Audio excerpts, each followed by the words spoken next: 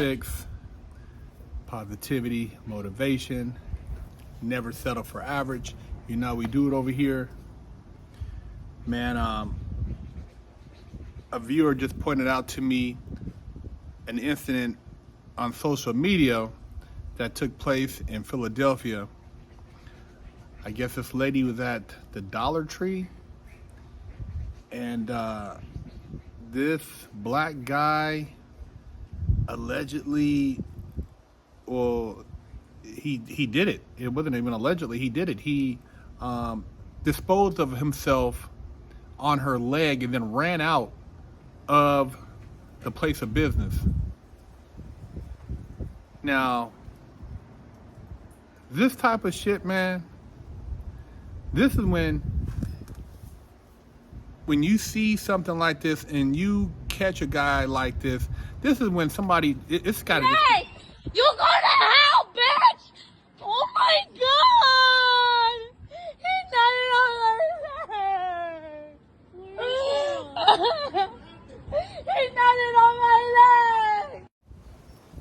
This is when you know that the over-sexualization, the hypersexualization, the inability of these men to not be able to control themselves requires the next level of punishment. Because if that was my sister, my mom, my niece, it's a wrap, man. It's a wrap. The dude's shirt says it all. He's a big idiot. He's somebody that is not safe in society around any female. And this is what's going on in these cities, man. Just people who have no sense. I mean, what is this guy thinking? Obviously, he's not thinking. He's a perv, and you know, when he does get caught, which he should, and he should get punished, they should punish his ass in jail. See, one thing about certain cars in prison is you come in there with some weirdo sex charges, you're getting your wig split on the spot. Ain't no passes. It don't matter if you're the homie. It don't matter, you know, who you claim as your folks. You're getting punished. And there should be some accountability in a situation like this. It's just disgusting, man. And then a dude runs off. I mean, what did he think? Like, oh man, this is what you do. You get excitement off of this. This type of shit, man. I mean, it's you almost gotta go. It makes you wonder, like, if there was some type of public prosecution, would it act as a deterrent? Because as of right now, there's no deterrence out there. The stuff that's happening publicly, whether it's male or female, there's no deterrence. It's no different than the situation in San Francisco.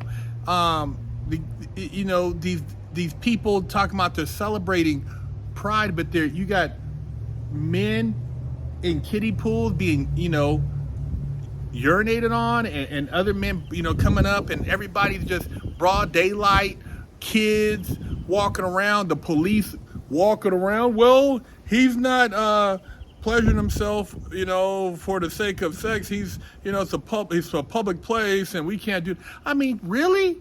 So your kid is walking around. You're cool. I mean, the kid shouldn't be. I wouldn't have a kid walking around that type of event, period. But it's a public place, and they're children. But this is the type of shit. And what does that have to do with pride? What does it have to do with pride? You can marry, you can be happy, cool. Regular people aren't having parades where they're doing this stuff. Why is it any different for pride? How far are they going to go? How far are they going to push the envelope? So if they can do that in San Francisco, urinate, public sexual acts, you know, do whatever and celebrate. And this is this is cool, then the other guy could run around and he could do his thing on somebody's leg and then take off running. Man, this world, man, there's everybody. You know, a lot of people don't believe in spirituality, so they don't think there's any type of consequence. I've seen people where they don't care about karma. They think, oh man, it doesn't matter. You know, as long as you can get away with it. There have been times in our civilization where certain societies, cultures of people have been wiped out for behavior that was beyond what it appears to be in human harmony. And what I see right now, some of these behaviors is beyond human harmony, and it's no different than these civilizations that were destroyed, that used to sacrifice kids, that used to take virgins and dismember them for the gods. All this stuff, those cultures, those ancient civilizations, they're no longer here, and you wonder why they don't exist. Well, there's a reason.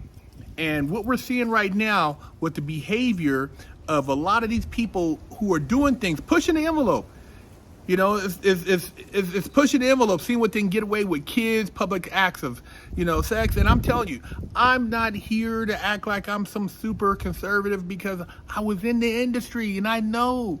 And I'm like, I wasn't walking around and I wasn't telling nobody what I was doing. And so I know that there's things you do in the closet behind closed doors, that's your private business, and things you do in the public. And back in the day, you didn't even know if a female was a stripper because she didn't tell nobody. You wouldn't be able to recognize her outside the club. Now everywhere's a club. There's a club. They set up in the parking lot and put a stripper pole, and it's a club. You know, there's no distinction. You know, there's no boundaries. They've gotten rid of all what appears to be bound, and a lot of these people act like, well, you know, freedom of expression at what cost? I'm not saying you can't express yourself, but what does that have to do with some of this other shit you're doing? This old weirdo perverted shit, and it just keeps inching.